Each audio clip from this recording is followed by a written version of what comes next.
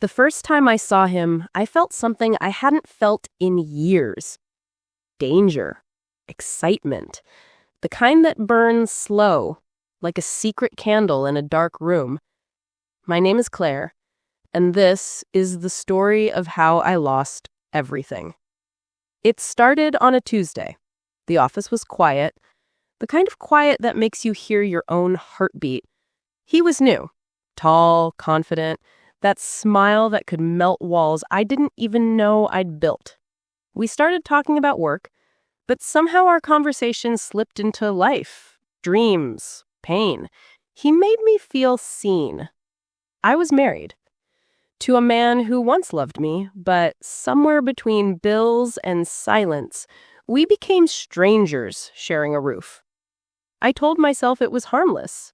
Coffee breaks, long messages, just someone who understood. But one night, after everyone left the office, I crossed a line I could never uncross. For months, we lived in a world of whispers and half-truths. Every text made my heart race. Every lie I told my husband made me hate myself a little more. But addiction doesn't always come in bottles. Sometimes it comes with a smile. I thought no one would find out. I was wrong. One evening, my phone buzzed during dinner. My husband reached for it. Instinct, not suspicion. But his face changed as soon as he saw the message. I'll never forget that look. It wasn't anger. It was disbelief, like he was watching the woman he loved vanish in front of him. The next days were a blur of shouting, tears, and silence. I tried to explain. I said I was lonely, that I didn't mean for it to happen. But betrayal doesn't come with excuses. He packed his things, left the house, and never looked back. I thought the worst was over. But pain has layers. 2 days later, someone leaked our private emails, every word, every photo, to the company network. By noon, the entire office knew. By evening, HR called me in. They didn't even let me explain. I walked out carrying a cardboard box. My career, my dignity, everything I'd built for 10 years. Gone. As I passed the cubicles, I could hear the whispers. Her? I thought she was married. They weren't wrong. The story spread faster than fire.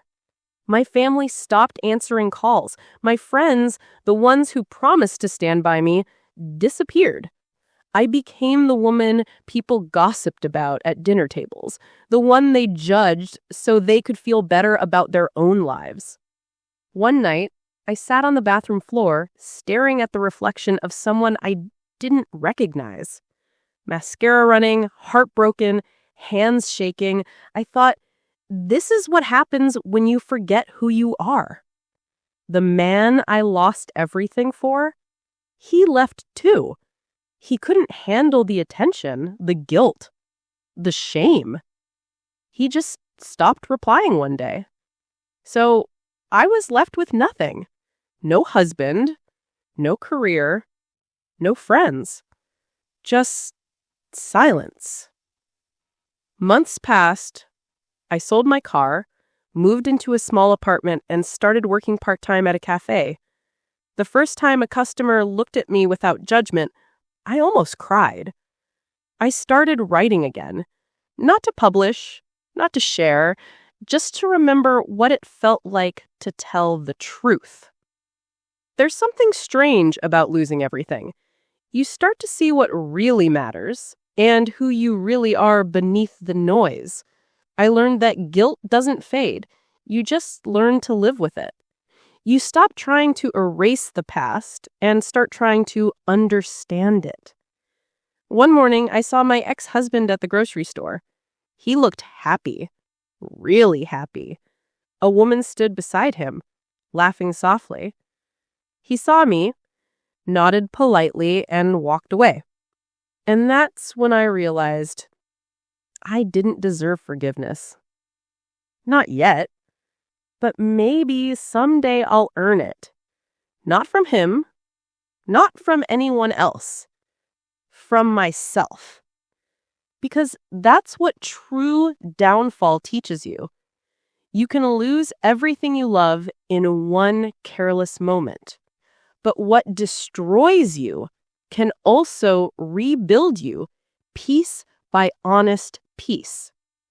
So if you're listening and you've ever thought that one secret couldn't ruin your life, remember my story.